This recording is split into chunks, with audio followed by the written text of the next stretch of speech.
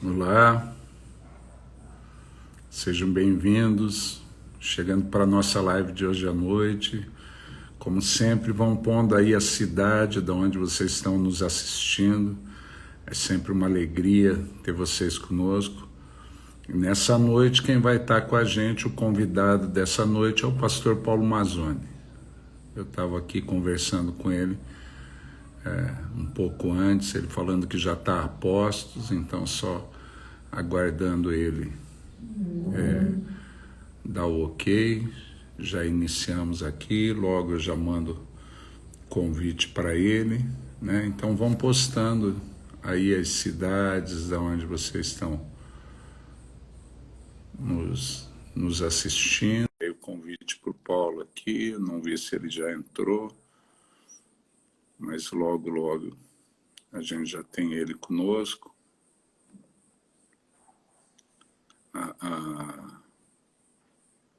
É um prazer ter vocês aqui conosco, e a gente espera que seja mais uma noite de bênção, né? Mais uma noite em que Deus fale, que Deus ministre. E Paulo já entrou, experiência do Paulo, poder compartilhar. Pastor Paulo Mazzoni, pastor da Batista Central em BH, e é uma das pessoas que me desafia muito. Ouvir o Paulo sempre me inspira, me ajuda, me abençoa demais. Vai ser diferente, que nessa noite vai ser do mesmo jeito. Ele vai nos abençoar grandemente, né? Então vamos ver, mandando convite aqui, vamos ver se a gente consegue, né?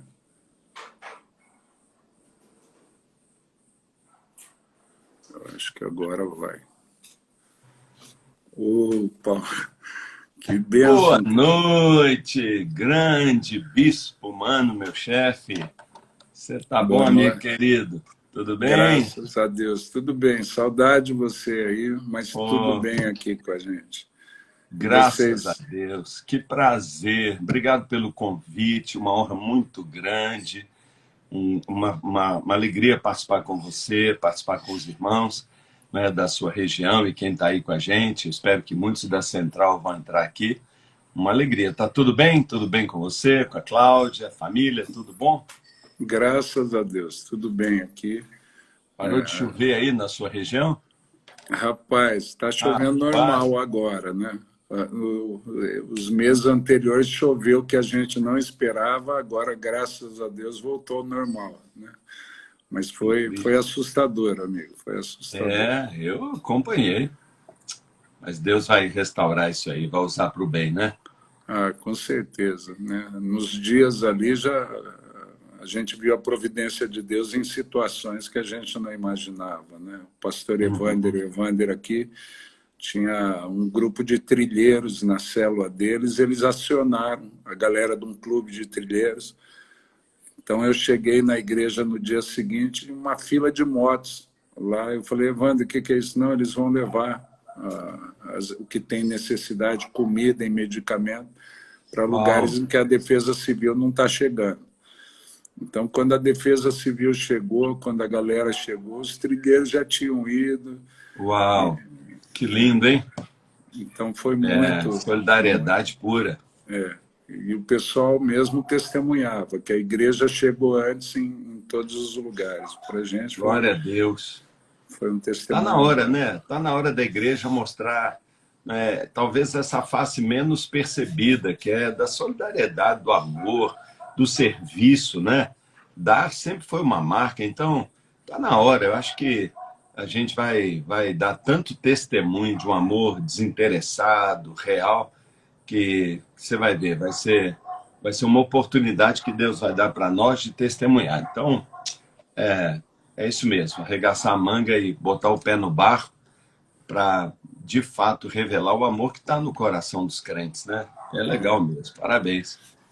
E além do testemunho daqui, né, Paulo? A gente acompanhando toda a movimentação do GKPN na guerra da Ucrânia, né? Nosso amigo Elias Dantas, a maneira Demais, né?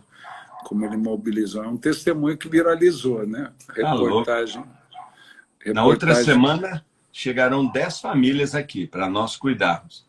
De um total de Eita, 50 famílias. Mas na semana que vem chegarão 10 famílias. Já estamos com tudo pronto para recebê-los. 10 casas, 10 apartamentos alugados, 10 enxovais. Tudo é. pronto, né? Aula de português, escola para as crianças. É uma oportunidade, porque a gente fica aqui, né, devastado de ver aquelas imagens e pensando que não tem nada para fazer, mas o Elias sempre consegue uma maneira de arrumar mais serviço para nós, né? Sempre, sempre. Né? O Elias é um desafio, mas é uma inspiração Tá também, né? louco, é demais. Aquele cara não existe. Eu estava conversando com o Eclis, o pastor lá da Comunidade de Vida de É, Guarapuava. Ele estava falando, mano, o Elias faz isso. Eu falei, amigo, eu ajudei ele no Egito 5 anos, fica tranquilo. A gente fica desesperado assim, no fim dá tudo certo e a gente aprende é, pra caramba. é verdade. É uma oportunidade, né? É uma oportunidade.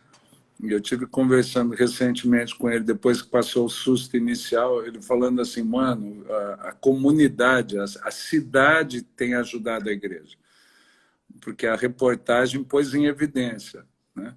E daí a Demais. cidade tem ido atrás para abraçar, né? Hoje o nível de testemunho de influência da igreja na cidade é outro. Ele falando que ele pôs em isolamento o pessoal na chácara que eles têm antes, e os Aham. vizinhos da chácara começaram a trazer máquina de lavar, geladeira, né, eletrodoméstico para os refugiados. Vocês vão receber 50 famílias aí, Paulo. É, no total 50, mas para a Central agora 10 e mais 40 que nós estamos aqui distribuindo em outras igrejas, né? Mobilizando Belo Horizonte toda, muitas igrejas. E tá Lagoinha, comunidades, as igrejas do DNA. É o desafio nosso, mas agora chegarão 10 famílias semana que vem, na É. outra semana. Depois Mas logo você é uma depois. inspiração para muita gente aí, né? É, com certeza. Essa semana a gente teve com o Jeremias Pereira também na live. Jeremias Pereira fez a seguinte declaração a seu respeito: o Paulo é ninja. O Paulo é ninja. O Paulo é dupla faixa preta, mano. Ele é topíssimo, topíssimo. Imagina então se ele fala isso de mim, o que que eu não falaria dele? Não vou nem falar porque vai faltar adjetivos, mas eu digo só que é um privilégio assim é, enorme ser da mesma cidade de um cara desse, né? Facilita tudo. O céu está aberto em cima dele o tempo todo. Homem de Deus mesmo e um amigão. Deus tem usado muito. Ele é impressionante, né?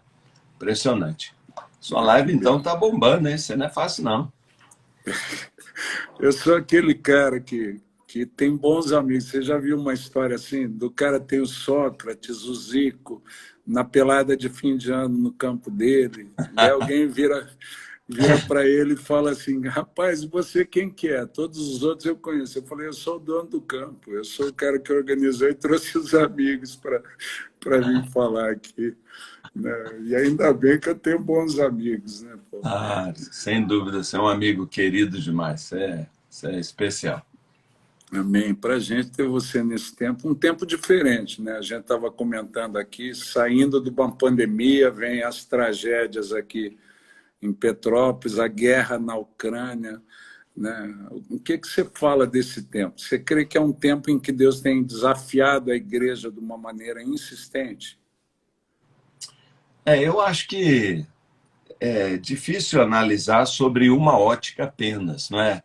Eu acho que do ponto de vista do mundo é o resultado da involução, não é? Da crise, da consequência do estilo de vida que o planeta tem escolhido, tanto moralmente como no trato com, né, com a ciência, com vírus, com remédios e os abusos com a natureza. Então, de um lado, é consequência natural, não é? Que já há muito tempo está falado a esse respeito. Mas do ponto de vista espiritual, eu creio que é de fato uma grande oportunidade, né? Eu acho que sem dúvida é dor, sem dúvida é drama, mas é um kairós. Eu acho que é um tempo que Deus abriu primeiro para a igreja, eu creio, sabe? Para disciplinar a igreja, para chamar a igreja para perto dele, para alertar a igreja, para despertar a igreja, para parar de brincar, né? De ser crente, para chegar junto, para levantar um pouco o temor e se arrepender e tomar uma posição de testemunho. Igreja, né, muito mundanizada, igreja que está precisando mesmo se aprumar, e eu acho que está servindo incrivelmente, porque a igreja é ouro, mas com impurezas, e fogo refina o ouro, né? E o ouro sai puro. Então, eu vejo como um tempo de refino e disciplina para a igreja, e eu percebo que está funcionando, né? Eu acho que quem não é, não é, quem é, está muito mais, né, consagrado, atento. Então, para a igreja, para as pessoas de um modo geral, que não são tão ligadas com Deus, eu acho que é um tremendo ato de misericórdia, de carinho de Deus, de fazer um alerta, falar, ô, aproveita o tempo, né? Acerta o seu passo comigo, porque não vai durar muito. Então, eu creio que é um chamado para a humanidade, para as nações se arrependerem, voltarem para Deus, que eu também estou vendo, né? Eu também vejo isso acontecendo. Então, apesar de tanto sofrimento, inquietude, dramas, traumas, é um tempo riquíssimo para quem quiser, né, ouvir e aprender. Quem quiser endurecer o coração, não adianta, né? Moisés, o Senhor fez através de Moisés um sinal, dois sinais, em geral eram pragas, né? E praga é isso, praga é pandemia, praga era doença, era sofrimento, mas o coração de alguns só endurecia, só endurecia. E a Bíblia fala que Deus deixava, por quê? Porque ele falava, eu dei toda oportunidade, mas o endurecimento do coração dele mostra, né, que eu tinha razão. Então, eu espero, sabe, que ao final haja um grande quebrantamento e uma volta para Deus. Mas, sem dúvida, tempos desafiadores. E eu não lembro de uma época tão complicada, mas, ao mesmo tempo, tão rica, né? Tão cheia de oportunidades, né? Mas é verdade. E você entende que é tempo de buscar o Senhor mesmo, buscar em Oh, Deus a direção, a resposta. uau, claro, claro. Não tem dúvida, né? Já que ele é pai, nós somos seus filhinhos. Os raios e trovões que nos apavoram também nos impulsionam a correr para o colo dele, né? Então, eu nos vejo como crianças, né? Que a gente, na hora que vê o barulho, o susto, o escuro, acaba a luz, a gente grita o quê? Pai, né? E sai correndo para o braço dele. O delicioso é que ele está de braço aberto dizendo, vem, né? Vem. Então, a, o prêmio é a intimidade, né? O prêmio é um outro nível de relacionamento, né? O prêmio é ver Jesus de uma maneira que a gente nunca viu, né? Quando os seus discípulos estavam lá, né, no barco, lá com uma tempestade, remando, remando e desesperado e pensando, nós vamos morrer, nós vamos morrer. Na verdade, eles viram Jesus andando sobre as águas, né? E tiveram experiências assim, inimagináveis, né? Ou seja, eles viram Jesus e tiveram a revelação de Jesus que nunca teriam em terra firme, que nunca teriam sem aquele cenário de horror. Então, eu prefiro olhar todos esses desafios, essas ondas, esse mar revolto que a gente está nele, eu fico olhando, porque Jesus vai se manifestar e está se manifestando de uma forma como nós nunca o conhecemos. Então, é tempo de conhecer a Deus como nós nunca o conhecemos, porque ele se manifestará de uma maneira que ele ainda não tinha se manifestado, dada a urgência da hora. Amém. Eu estava conversando com o pastor Marcos Galdino, lá de Santa Amaro, e a gente estava falando isso. Se fosse em outra época, né, Paulo, a gente ouviria falar desses relatos e falaria assim, puxa, ó, vamos orar, é o que a gente pode fazer, né? E hoje a gente percebe que dá para fazer um pouco mais, né? A gente pode se envolver um pouco mais. E eu creio que é isso que você falou, né? Os serventes, aqueles que se dispõem a servir, vem a glória de Deus sendo manifesta de um jeito que a gente não conseguia perceber antigamente, né? É verdade. E diferencia uma igreja da outra. Aquilo que você falou, uma igreja está tendo um encerramento e uma outra está tendo um despertamento, né? A coisa acontecendo. E você crê, eu vi o seu testemunho, eu vi esses dias uma pregação sua, você é um dos caras que está direto nas minhas devocionais. Eu sempre pego alguém para a pregação de alguém domingo, e você é um dos caras. Até eu acho que você deve gravar mais coisas que 2 pregações, 3 por semana, para os meus 7 dias. Está dando, não. Eu preciso de Ah, mais. Né? você tá doido? Para de brincadeiras. E eu vi o seu testemunho sobre a sua experiência no Canadá. Né? Eu acho que Uhum. o Randy Clark estava vindo ministrar na sua igreja, você deu testemunho, não sei se foi um fim de semana antes. Né? E aquilo, pelo que eu entendi, foi decisivo para você, para a sua vida ministerial, trouxe uma mudança na maneira de ser. Né? Você entende que Deus dá essas oportunidades de crise? Pelo que eu entendi que você contou lá, a Juliana te chamou para o quarto para conversar sério, você não queria ir. Né? Essas oportunidades que Deus nos pressiona é justamente para isso, para uma virada. São chances da gente sair do mesmismo, do lugar comum. Não quer dizer que a gente não está fazendo nada, pode até estar fazendo alguma coisa, mas dá para fazer mais, dá para ver mais, dá para conhecer mais de Deus, dá para ser impulsionado. E essas são oportunidades para isso, Paulo. Ah, sem dúvida, mano. Você está se referindo a um dos períodos mais difíceis que eu passei na vida, porque a gente se converte, tem aquele choque de alegria, né? Aquela descoberta. Agora eu estou salvo, Deus me perdoou, e você começa a conhecer da graça, do amor de Deus, começa a conhecer a Bíblia e tudo é alegria. Mas com o tempo, né? Com o passar do tempo, a gente vai se acostumando, a gente vai se acomodando, né? E para de crescer, e para de avançar. E, infelizmente, uma experiência tão genuína de conversão pode acabar se transformando em religião morta, fria, que não transforma mais, que não atrai mais, e a gente vai indo meio que na rotina, na obrigação. Eu já estava convertido há muitos anos já e vivendo essa frieza. E eu já era pastor, né? E sem perceber eu estava intoxicando a minha igreja com religião e me sentia ao mesmo tempo muito seco, muito incoerente. E todo mundo percebia isso e às vezes a gente não percebe, né? E como eu contei, me deram de presente para lá, eu resisti para caramba, né? Mas acabei indo. E, e sabe, foi assim, no fundo do poço mesmo, tipo, vou desistir de ser pastor, vou trabalhar só na minha profissão mesmo, não quero saber.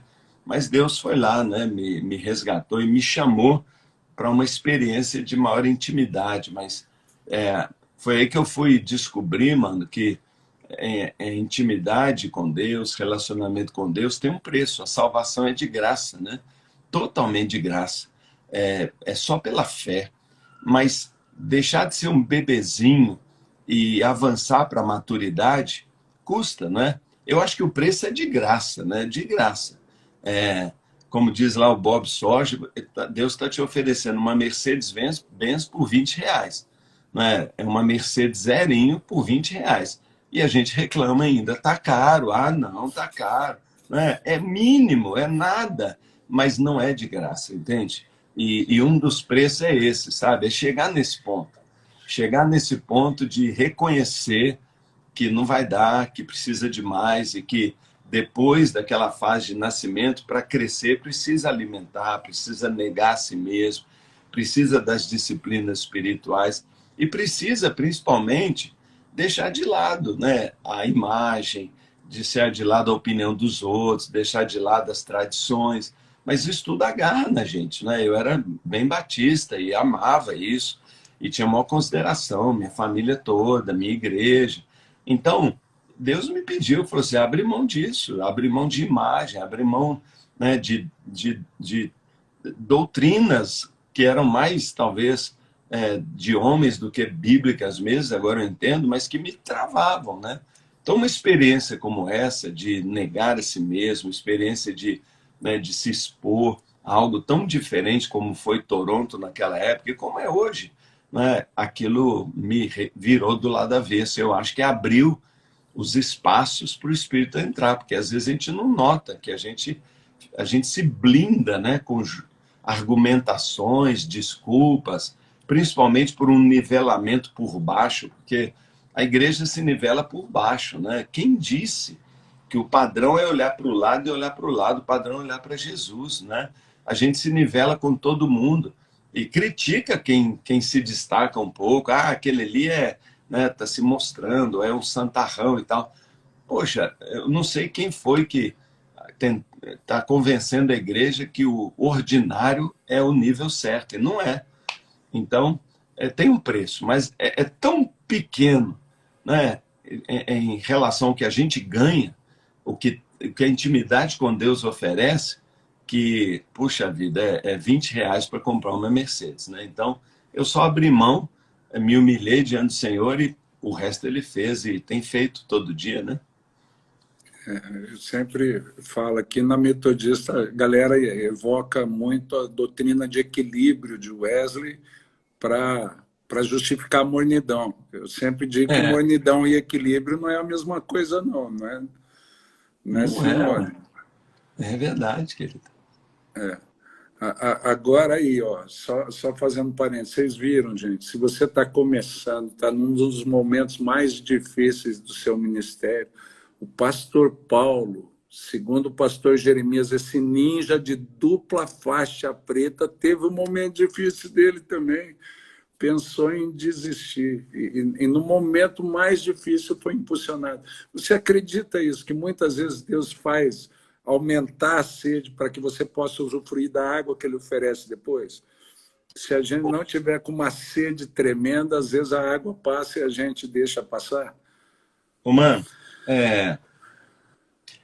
vamos pegar a história que Jesus, assim, talvez a melhor parábola para representar a escolha que a gente tem que fazer de quão perto ou quão longe de Deus a gente vai estar. A história do filho pródigo.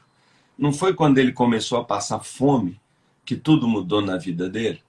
Então, sabe, a gente precisa entender isso, né? Que é na hora que ele não tinha nada para comer, quando a barriga roncava, quando o desconforto se instalou na alma, no físico, né? na consciência, é que ele teve a força para cair em si, ou seja, para enxergar e poder, então, abrir mão das porcarias com que ele se agarrava, né? No empreguinho horroroso, na independência que ele pagou tão caro para ter, né? Não quero saber de pai me controlando, burro demais, mas, mas ele permanecia duro, ele permanecia argumentando, até que a fome bateu. Então, crises, dificuldades, e se tem pastores aqui, líderes, né? Sempre é assim, eu não conheço outro caminho, né?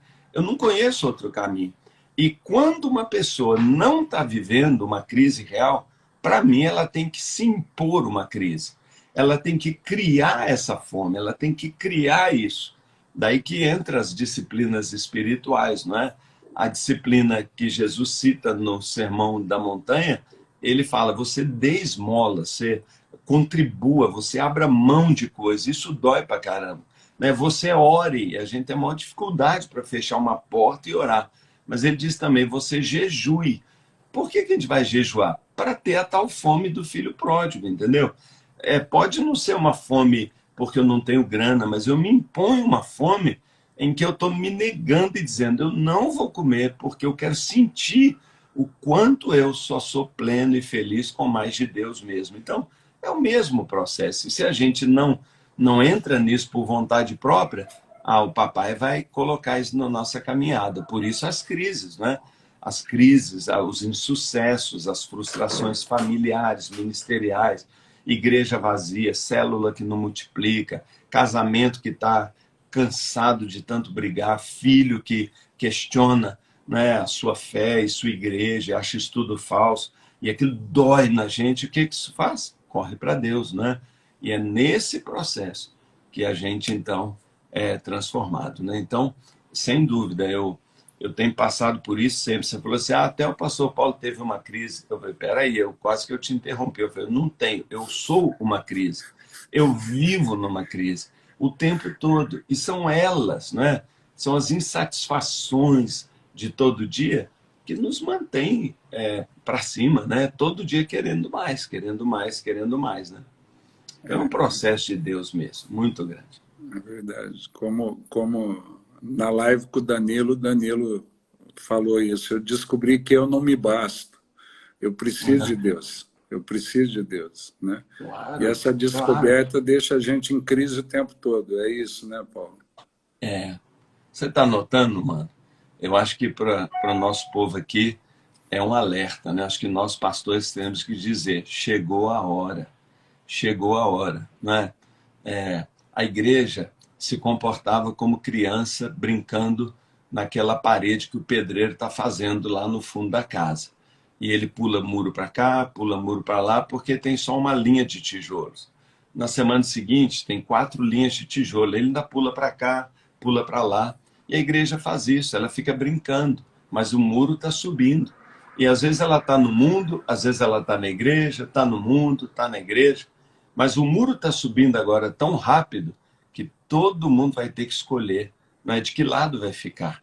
E não tem meio termo, né? Não tem assim, eu sou mais ou menos. Ou é ou não é. Não é? Ou mergulha em Deus ou não tem nada de Deus. Não vai existir mais esse pouquinho, porque o mundo não aceita isso. Né? O mundo, ele diz, você é todo meu, eu quero você inteiro, eu quero te controlar, eu quero que você me sirva, eu quero que você se dobre e faça o que eu mando. Mas Deus fala, mas eu também te quero, né? E a gente tem que escolher. Então, tá subindo aí, não é? E tá tão lindo isso, né? Esse é o momento da definição, é a virada da história e eu acho que é a hora da igreja fazer a escolha, né? Eu quero Deus, e entender que o preçozinho que ele cobra é nada comparado com o que a gente vai ter, né? Então, é R$ 20 para comprar uma baita de uma Mercedes-Benz. O que você vai ter ficando do lado de lá do muro não compara com, né, com o que a gente pode imaginar que está custando para nós. Custa nada, é maravilhoso. Amém. Hoje eu estou tendo um dia especial, né? Eu comecei o dia participando de um debate numa rádio daqui, junto com o Cezinha, né? Então eu e o filhão na fé lá, a gente pode estar junto, e agora estou encerrando o meu dia com um amigo que nem você. E pela manhã o Cezinha estava falando no debate, o Cezinha colocou assim: a terra já está cheia da glória. Né? Deus está conosco, Ele é o Deus onipresente, Ele está em todos os lugares o tempo todo. O que a terra precisa nesse momento é se encher do conhecimento da glória. A glória está na terra, mas uma galera não conhece o Senhor ainda. O Senhor É se faz verdade. presente em todos os lugares, mas uma galera ainda não percebe a presença de Deus. E esse desafio está posto diante de nós, né? Nós que já conhecemos o Senhor, nós que muitas vezes ficamos preocupados, às vezes com as nossas próprias demandas. Hoje a gente acredita que Ele é por nós e a gente se envolve com a demanda dele. E isso vai fazendo com que a gente experimente uma percepção de Deus diferente em um momento diferente. Essa história do muro subindo também poderia ser aplicado aí, Paulo? Uma igreja fechada nela mesma, com as demandas dela mesma, e uma igreja aberta para a agenda de Deus hoje? Eu acho sim, mas é mais do que a igreja, mano. Porque Também a acho. igreja não é parede, não é prédio, não é a Catedral de Petrópolis, ou a igreja em Guarapuava, ou a Central em Belo Horizonte, ou a Zoe lá em Laranjeiras. Não é o prédio nem o povo, é cada pessoa, né? Então, eu concordo com o que você falou, mas a terra está cheia da glória de Deus, mas onde ela está? Onde a glória de Deus está? Dentro da gente. Né? A Bíblia fala que nós somos como vasos de barro cheios da glória. Você é. Nós somos milhões de evangélicos. Vamos descartar aqueles ali que talvez estão ali pela namoradinha, pela conveniência, mas tem muito crente mesmo, nascido de novo e selado com o Espírito Santo. Onde está a glória de Deus? Dentro de nós. Ela está dentro de cada um de nós. Vasos de barro, pessoas comuns, mas cheios da glória de Deus. O que nós temos que fazer? Quebrar o vaso. Quebrar o vaso para que essa glória saia. E esse é o problema, eu acho, é que as pessoas não querem quebrar, elas não querem passar pelo quebrantamento. né? O Senhor falou, se o meu povo, que se chama pelo meu nome, como é que ele começa?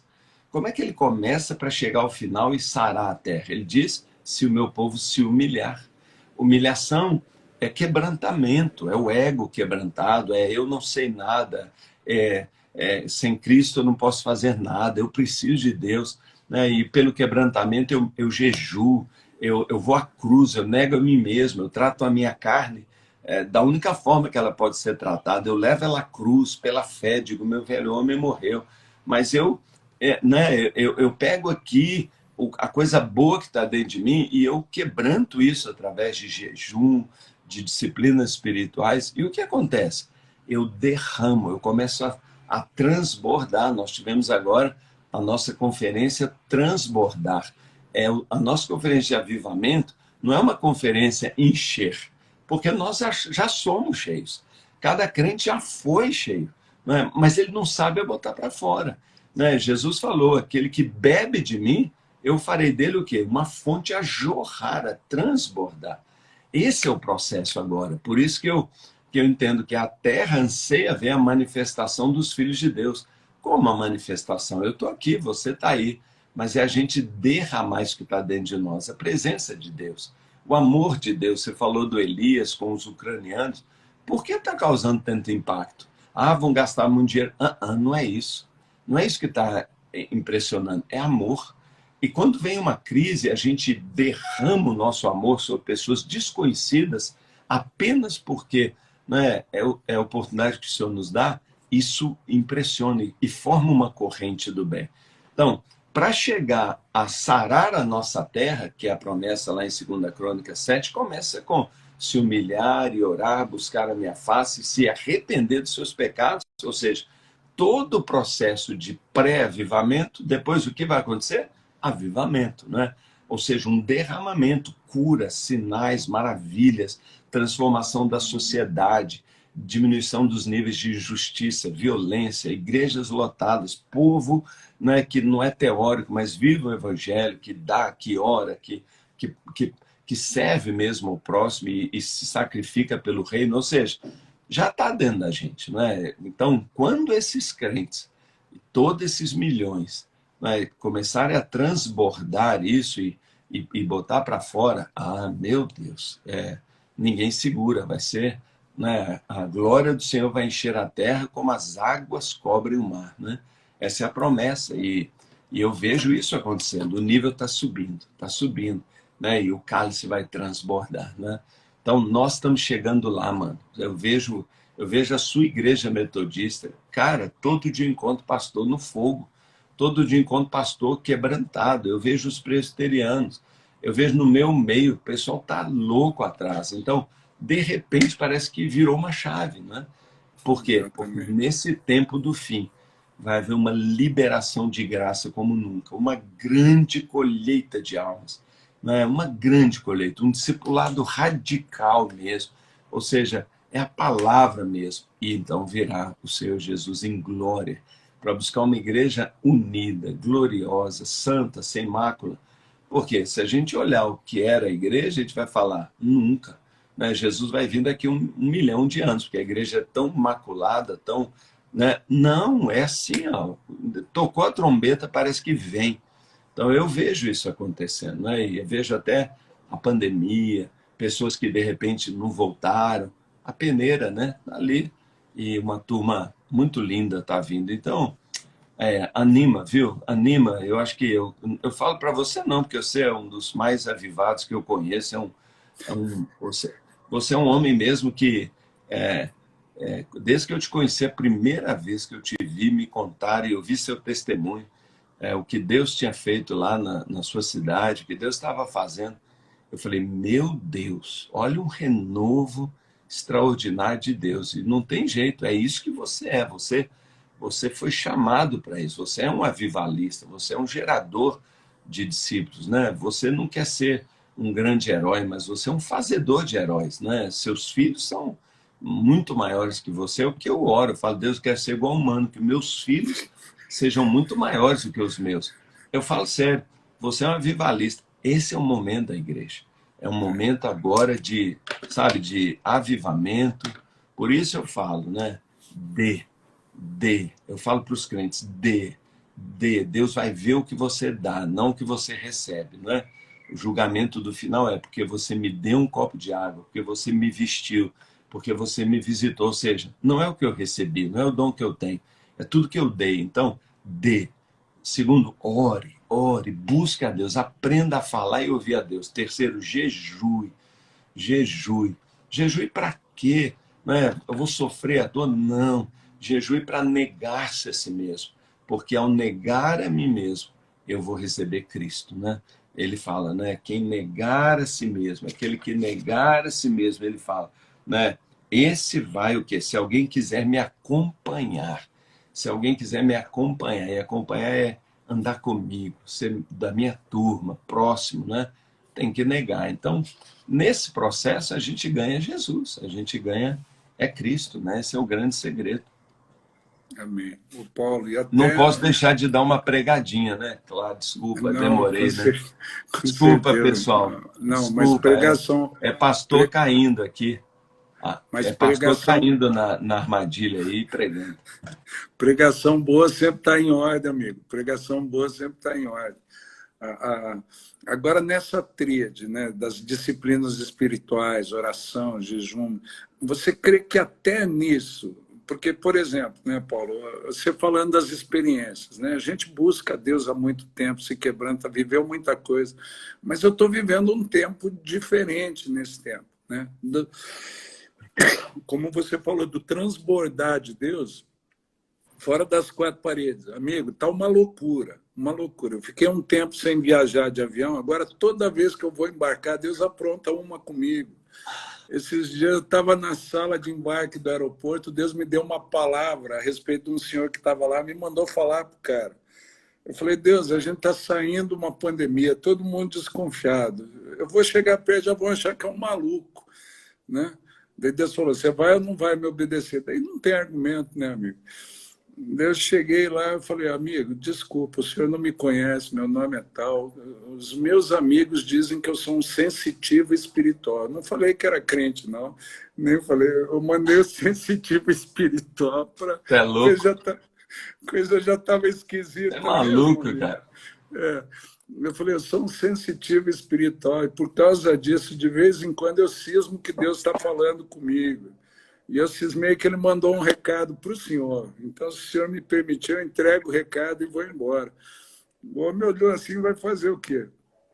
Eu peguei, entreguei o recado, o cara me olhou, como quem dizia, agora, maluco, o que, que a gente faz? Eu falei, ó, Deus me disse que o senhor sempre desejou ouvir isso do seu pai, e seu pai nunca lhe falou. E ele me mandou entregar o recado para que o senhor saiba que tem um pai no céu, atento ao Senhor, que ama a sua vida. E ele me mandou falar o que o senhor sempre desejou ouvir de um pai. O cara Uau, desabou de chorar na minha frente, amigo. uau. O cara desabou de chorar na minha frente. E você acredita que se a igreja subir o nível, se a gente, como você diz, paga um preço mínimo por um tesouro incalculável, que a gente tem arranhado o reino e o poder do reino, a gente só tem arranhado isso, a gente ainda não usufruiu de muita coisa. Se a gente se dedicar, é algo que Deus tem reservado para esse tempo do fim, pagar o preço em oração, em jejum. Eu não sei você, eu vejo a galera falando de jejum nessa época, como eu nunca tinha ouvido no passado. 21 dias aqui, 15 dias ali. O Luciano, nosso amigo, acabou 40 dias de jejum. É. Daí eu estava Nós falando... acabamos 14 dias agora, há pouco tempo. Foi tão poderoso, mano. Mas foi tão Não, poderoso. rapaz. Eu acho que foi o melhor período de jejum que eu tive assim, nos últimos anos. Foi incrível mesmo, sabe? Foi com muita disposição, tanta gente jejuando e estendendo o jejum, sabe? Indo muito além. Foi maravilhoso. Eu entendo isso também, né? Que é um tempo diferente. É verdade. É um convite de Deus para a gente. Vem para perto, vem para a minha intimidade, para você. Eu quero transbordar através da sua vida de um jeito que você nunca imaginou. E ainda tem gente se perdendo, não está ouvindo o convite e fica atento ao seu dia a dia, perdendo. É hora de ouvir para Deus e nessa experiência, as coisas que Deus tem sinalizado para a gente. Qual a dica que você dá para a galera aí, amigo? Eu, eu, eu acho, ô mano, que sinais, maravilhas, manifestações não é o alvo, é a consequência natural. A Bíblia fala que quando o Espírito Santo foi derramado no Pentecostes, a igreja se estabeleceu em 4 pilares fundamentais, né? A palavra, né? O estudo, o ensino da palavra, né? A Bíblia fala sobre a oração, eles estavam em oração, fala sobre estarem juntos, uma comunhão, né? Muito forte entre os irmãos, e fala também sobre essa contribuição, esse doar. Quando esses pilares se estabeleceram, os resultados, aí é resultado, foram impressionantes, não é? E dentre os resultados é que aquilo produziu na igreja uma unidade inquebrável. Os irmãos, assim, né, eles se amavam mesmo. Isso impactou todo mundo. Mas depois diz que sinais e maravilhas eram feitos assim, normalmente. Se você anda pelo livro de Atos, é prédio tremendo, é cadeia abrindo, é morto ressuscitando, não é? É gente tendo mesmo esse discernimento, como Filipe, como Eunuco, né? Sabendo exatamente o que ele estava precisando e buscando. Então, isso que você está falando, assim, que né, tá começando a surgir de novo, era o normal, né? Então, eu agora no início de ano, que nós estamos aqui no ano do avivamento mesmo, e a gente começou janeiro declarando que era o mês da ignição, a gente virou a chave, o motor ligou, então agora algumas coisas não podem parar, e uma coisa que não pode parar é milagres, não pode parar, é normal. Então quando a gente cria essa expectativa, a gente clama, a gente toma coragem, você podia ter pagado mó mico lá, podia não ter nada a ver, o cara podia ter destratado, mas você correu o risco, você azar, não estou nem aí. Né? Disso que eu estava falando, quando a gente deixa de lado, né, a vergonha, deixa de lado a nossa autoimagem, estou nem aí, não é o que os outros vão pensar. Eu quero seguir, aprender a seguir o Espírito Santo. Quando a igreja começar a praticar isso, vai ter hora que talvez não vai se encaixar legal, mas vai ter outros momentos em que você vai ter as maiores experiências da sua vida, né? E eu acho que os apóstolos também tremiam de medo, né? Acho que eles também falam, meu Deus, isso não acontecer, né? Mas eles eram ousados, porque eles iam desenvolvendo isso. Então, eu acho que é uma profunda conexão entre oração, jejum, para valer, com a capacidade de sair por aí e ouvir a Deus, né? E ouvir o Senhor. E Deus vai afinando os nossos ouvidos, as outras vozes vão diminuindo. Esse, para mim, é um dos ótimos, grandes benefícios do jejum, né? Muito, assim, para mim tem muito disso, né? Jejum, ele gera, né, tempo para a gente estar com Deus. Quando a gente jejua, a gente arruma mais tempo, para tudo, né? Eu estou focado, dá muito mais poder espiritual, domínio próprio, mas dá essa sensibilidade também de uma maneira incrível, né? Então, eu creio que a sua busca vai desencadeando isso e a gente sente isso também. E é incrível como que Deus está abrindo um tempo agora, né? De muita, né? Então, é muito legal isso, né? Ao mesmo tempo que as trevas e o poder do inferno se levanta e vai se revelando como nunca, vai tirando assim a maquiagem e não tem mais, né? Não tem mais assim, não tem nem mais que mascarar, já está escancarado. Ao mesmo tempo, a glória do Senhor vai se levantando de forma linda. Eu dou graças a Deus por poder estar vivendo esse tempo e fico vibrando pelos meus filhos e meus netos, porque o que vem aí é glória demais, né? É glória estrondosa, até a maior de todas. A gente vê Jesus face a face. Eu não sei se eu vou vê-lo, mas a glória eu já estou vendo, né? E talvez vou vê-lo face a face. É maravilhoso mesmo. Fora de série, né? E uma das coisas, o Cezinha uma vez falou, o pastor Mano é um dos caras mais ousados que eu conheço. Eu falei, não é questão de ousadia, não. Eu que me conheço, eu sou travado para chuchu. É questão de clareza, amigo. Quando você tem clareza da voz dele, isso que você falou, começa a ficar mais claro a voz. Quando você tem clareza, você não tem opção. Ou você desobedece ou você faz o que ele diz. Né? Então, que nem você falou, às vezes eu arrisco, deu ruim. Mas eu louvo a Deus que quando eu comecei a discernir a voz dele falando comigo assim, os primeiros recados foram a respeito da minha esposa. Então eu podia checar, eu podia chamar a Cláudia e falar, Cláudia, é desse jeito ou não é? Eu falei, opa, alguma coisa diferente tem aí. Né? E a gente vê isso. Né? O Paulo, a gente teve aqui, no início dessas lives, alguns testemunhos pessoais sobre a diferença que eles acham que o jejum fez. O Márcio, lá de São José dos Pinhais, o Davi de Londrina, deram testemunho como o jejum, ele e a esposa, jejuando, foi decisivo para uma vitória na vida dos filhos. Eles estavam enfrentando uma situação. E o Danilo deu aquele testemunho que você já deve ter ouvido sobre o jejum conjunto dos pastores da cidade e como mudou ali a questão em Ribeirão Preto durante 30 dias. Eles tiraram para orar e jejuar, e os 30 dias Deus abençoou poderosamente. Você tem algum testemunho assim de um período de jejum que impactou e você entende que esse tipo de coisa aconteceu como fruto disso, da dedicação em jejum e oração, esse tempo de jejum e oração, e se não fosse por isso, eu não teria experimentado. Algum que você poderia compartilhar com a gente? Claro, eu não tenho dúvida nenhuma.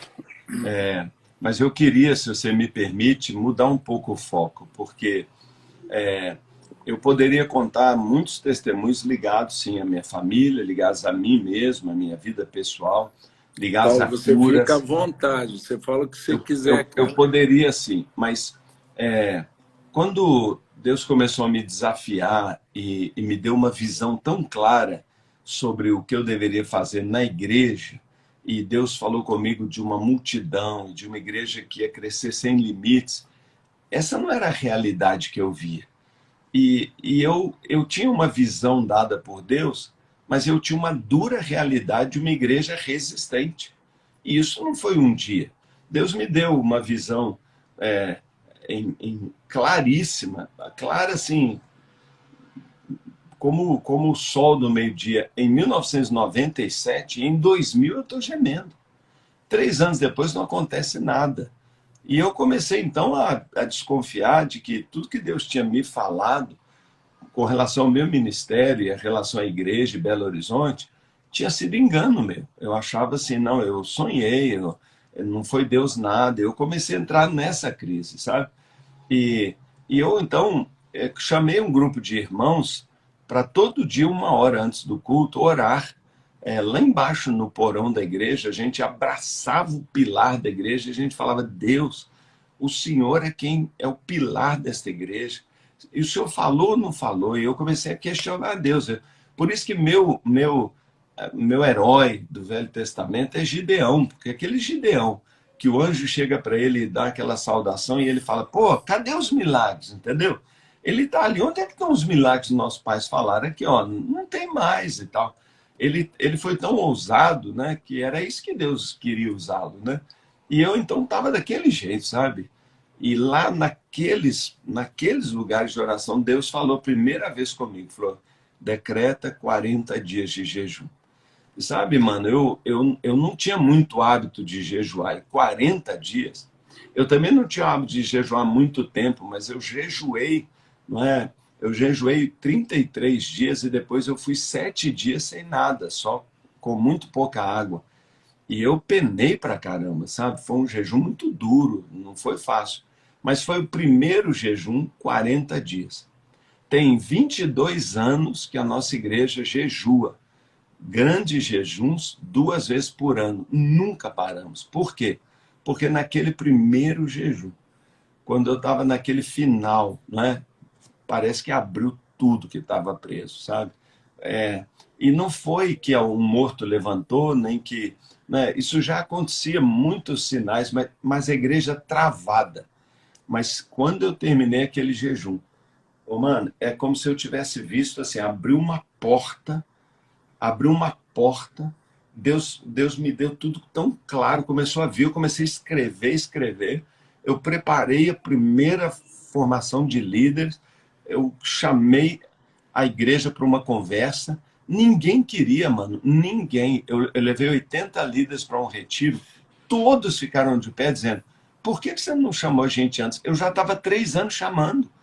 E, de repente, todo mundo veio. Um irmão que era super resistente, um vice-moderador, assim, ultra resistente, ficou de pé e falou assim, isso é de Deus. Eu levei um susto, porque ele virou a cabeça dele, entendeu? Ou seja, pessoas mudam quando a gente jejua também. Não é só a gente. Você pode estar vivendo um ambiente de resistência, um ambiente de oposição, quebra tudo. Quebra tudo. Sabe quando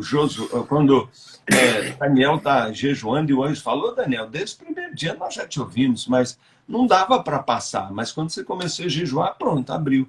Abriu, mano, abriu. E eu digo para os pastores que eu ajudo a mentorear e oriento, eu falo, cara, você quer viver uma realidade de multiplicação, de ganho, conquistar almas, de gerar líderes, isso é gerado no espiritual, sabe? No espiritual. Então, nós temos jejum e oração 2 vezes por ano, muito intenso, mais intenso para os pastores do que é para o povo. Em geral, a gente jejua 1 semana antes, só os pastores, depois 2 ou 3 semanas, toda a igreja. Para quê?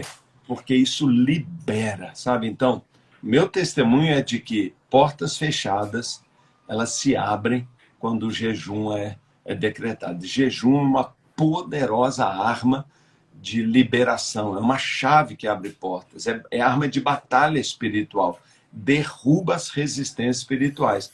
E isso eu posso aplicar para casamento, posso aplicar para trabalho, empresa, mas principalmente para ministério.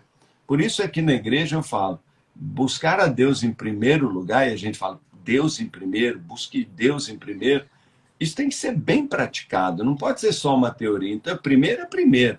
Então eu falo 4 coisas. No primeiro dia da semana, qual é o primeiro dia da semana? Domingo. Então Deus é primeiro? Então domingo é do Senhor mesmo, para valer. Então, o primeiro dia da semana é na igreja, é cultuando, é celebrando, adorando. Primeiro dia da semana. Pronto, acabou. Não é? Na primeira hora de cada dia, quando eu acordo, primeira hora, tempo a sós com Deus. Deus é primeiro? Então a primeira hora é com Deus, não é? Primeira hora. Na primeira semana de cada mês, um jejum. Todo mês. Não é? Todo mês eu faço. Deus é primeiro? Então, na primeira semana, um jejum. E todo mundo desafia a jejuar, fora os períodos de jejum. E mais, quando a primeira renda chegar na minha mão, eu vou ofertá-la. Eu vou entregar o dízimo. Então, Deus é primeiro? Então, pratica ele dessa maneira. Então, não é apenas um período de jejum, mas é uma contínua dependência de Deus. Eu deixaria aqui para quem está nos ouvindo. Tem algum sonho, alguma coisa que talvez você fale, não vem mais, não é? Eu em 97, Deus me mostrou tudo. Em 2001, 4 anos depois, foi que começou a acontecer. E só aconteceu porque a gente decretou um jejum e as portas se abriram. Jejua, ore. Né? Nosso povo, nós somos uma geração que desaprendeu a orar. Nós somos uma geração que jejua, então, pelo amor de Deus, deixar de lado. Eles misturam achando que isso não é cristianismo, não é graça. O que é isso? Jesus jejuou, os pais da igreja jejuaram. E qualquer pessoa que quer crescer em maturidade, em poder espiritual, precisa jejuar, né? Precisa jejuar. Se nós queremos romper espiritualmente, alargar fronteiras, jejum é a chave. Então, meu testemunho é que o que a gente vive como igreja hoje foi gerado em muito jejum. Amém, amém.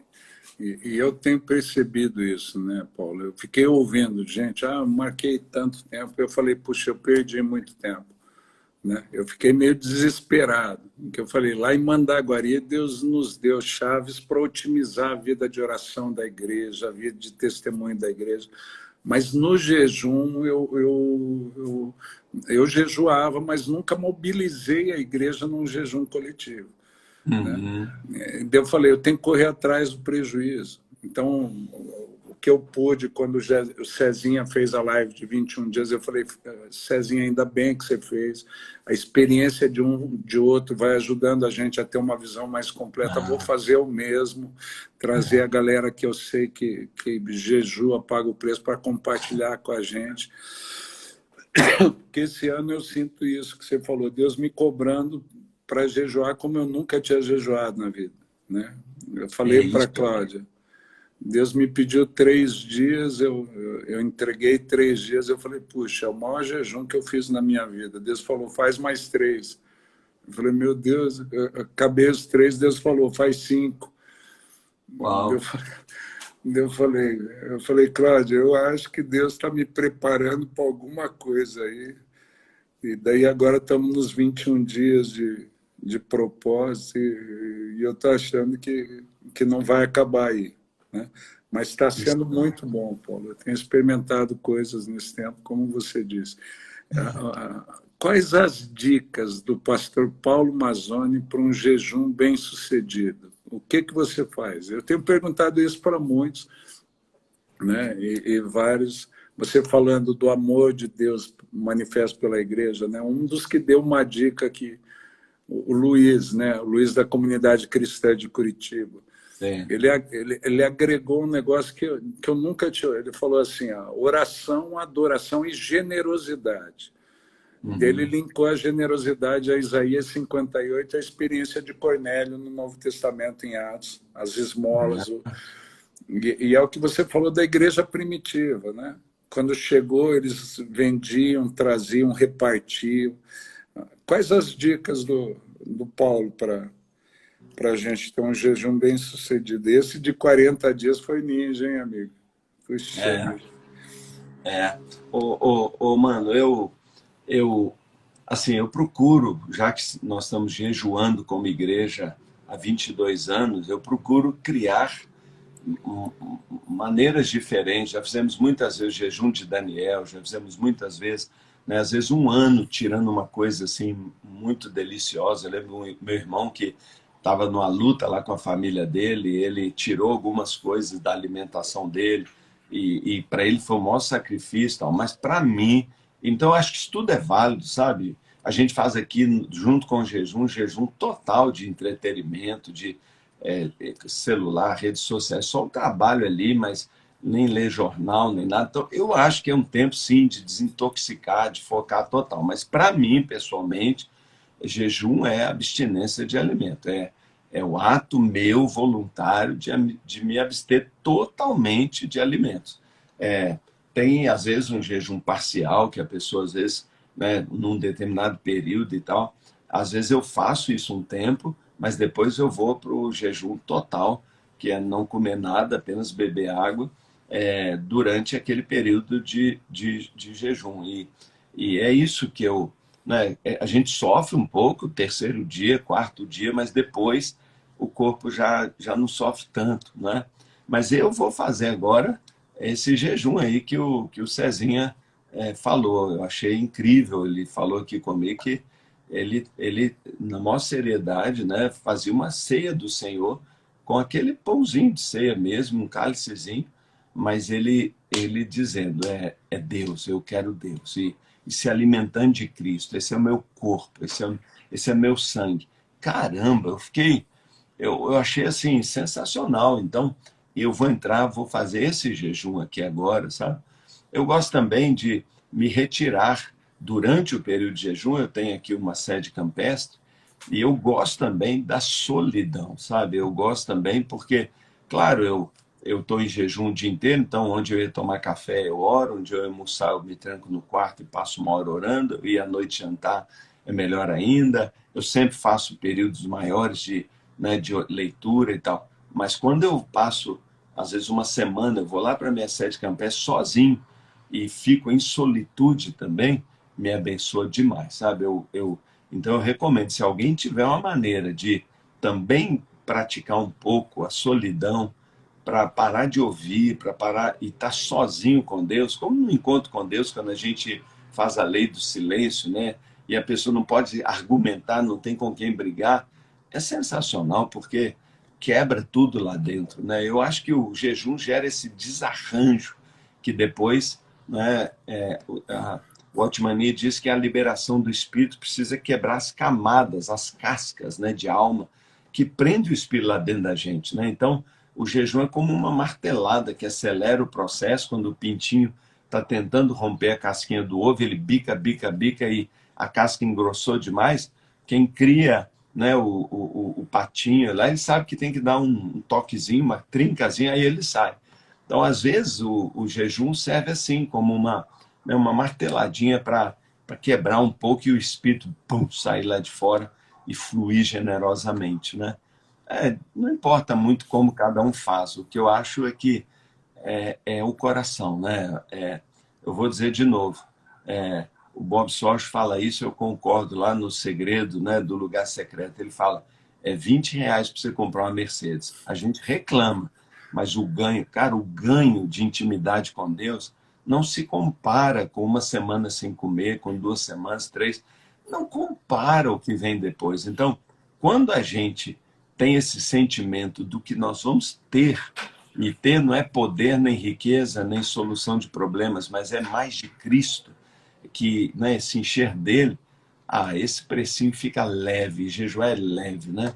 Como o Jacó, que trabalhou mais 7 anos por Raquel, mas diz ele amava tanto que foi leve como trabalhar alguns dias. Então o jejum só é pesado para quem não entende que o ganho principalmente é amizade, companheirismo, intimidade. E ele diz, né, eu vou abrir meu coração. Não tem preço não, vale a pena. Amém. Paulo, papo bom, passa rápido, já chegamos às 8 horas. Foi uma bênção demais. Por mim, você pode pregar, testemunhar, fazer o que você quiser, que a gente fica aqui ouvindo. Mas a gente agradece esse tempo. Você ora pela gente, se abençoa as nossas vidas aí. Mano, só dizer, né, aqui, eu amo a sua vida, viu? Amo mesmo. Eu respeito como um grande líder nesse país. Eu honro, né, a posição que você tem como bispo. Honro a 7ª Região Metodista. Sei que Deus está te usando e ainda vai te usar muito ainda. Eu creio que está entrando no seu melhor período agora. Então, você tem um amigo aqui, não só que admira, mas que intercede. E fiquei muito feliz do bate-papo, né? Principalmente por revê-lo e estar com você. E agradeço muito esse pessoal que está com a gente. E com certeza eu quero orar sim, vai ser um prazer. Deus querido, nosso Pai, te amamos, Senhor, te adoramos. Muito obrigado por estar aqui com o Bispo Mano. Muito obrigado por sua família tão linda, família unida, que serve ao Senhor. Muito obrigado pelo testemunho, pelos frutos, pelas realizações já tão grandes. Mas mais ainda, Pai, por sentir no meu espírito quanto o Senhor ainda tem. Para Ele, para nós, Deus, é só o começo mesmo. Quantas bênçãos. E eu oro, Pai, que os portais se abram, Pai. Os portais se abram. Ó Deus, que a gente suba de nível mesmo. Que essa igreja brasileira, mas principalmente cada um dos 278 que estão conectados aqui agora, Senhor, que eles pisem num outro nível, que eles avancem para um nível de intimidade, de busca de Deus. E, Pai, como filho pródigo, eu peço, Senhor, gera fome em nós, dá uma fome tão dolorida.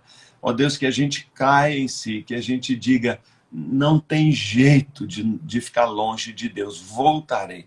Pai, somos nós que escolhemos, é a nossa decisão que distância a gente vai viver de Deus, se na casa dele ou longe dele comendo bolota de porco. E eu quero pedir, Pai, que a igreja brasileira, que a minha igreja central, que toda a 7ª Região, que as nossas famílias, nossos filhos, nossos amigos aqui, todos escolhemos, Pai, levantar de onde a gente estiver e dar mais um passo, e passos em direção à casa do Pai, para abraçá-lo, para receber beijo, para comer do banquete, para servir das infinitas riquezas, para celebrar em danças, com anel de ouro no dedo, sandálias nos pés e roupas de louvor, adorarmos a casa do Pai, a presença do Pai, o amor do Pai e, ó Deus, o direito de pertencermos a Ele. Senhor, que jejum, oração, doação, ó Deus, ofertas, ó Deus, disciplina espiritual, servir na igreja e tudo mais, seja o mínimo, Pai, nada comparado, Deus, ao grande prêmio que é conhecê-lo mais e viver intimamente com o Senhor. Abra o céu aqui, abra o céu sobre nós, e abra o céu sobre nossas igrejas, e abra o céu sobre nossas cidades. Pai, eu oro por Teresópolis, Petrópolis, ó Deus, a região dos lagos, todo o estado do Rio de Janeiro, Senhor. Oro por Belo Horizonte, oro pela região metropolitana, por todo o estado de Minas Gerais. E clamamos por Brasília, pelo Brasil. Vem, Senhor. Venha, Deus, e move um poderoso avivamento neste país que tanta sede, tanta fome tem de Deus. Eu oro, Pai, e abençoo cada família, cada casamento. Ó Deus, cada líder aqui presente. E eu peço, no nome de Jesus, mais de Deus, mais de Deus. Receba mais de Deus, receba uma visitação de Deus onde você está. Receba poder, receba agora mais de Deus. Venha, Espírito Santo, venha sobre esta live, venha sobre a minha vida, a vida do pastor Mano, venha sobre nossas esposas, nossos filhos, venha sobre nossa igreja, venha sobre a nossa igreja, venha sobre o nosso país, em nome de Jesus. Amém. Amém. Amém. Amém. Paulo, obrigado. Sua amizade me abençoa o tempo todo. Você e a Juliana são preciosos para nós, são queridos do nosso coração. E seu carinho comigo sempre me constrange. Obrigado. Né? Você é demais, mano. Muito obrigado e boa noite. Boa noite, querido. E, gente, para aqueles que estão aqui no nosso propósito, né? A gente está fechando o nosso 12º dia do propósito, nós vamos firmes até os 21, ok? Quem está comigo até o fim, até os 21 dias. E amanhã, às 19 horas, quem vai estar conosco é o meu filho, Pedro Siqueira, o pastor Pedro Siqueira, 20 e poucos anos de idade, mas já com ministério reconhecido de presença de Deus, intimidade, de manifestação de Deus. E ele vai estar conosco amanhã, às 19 horas. Então, obrigado a todos aquelas que tiveram conosco até agora. Foi um prazer. E amanhã, às 7 horas da noite, às 19 horas, a gente volta com o Pedro Siqueira aqui com a gente, ok? Deus abençoe a vida de todos, todas, em nome de Jesus. Até amanhã.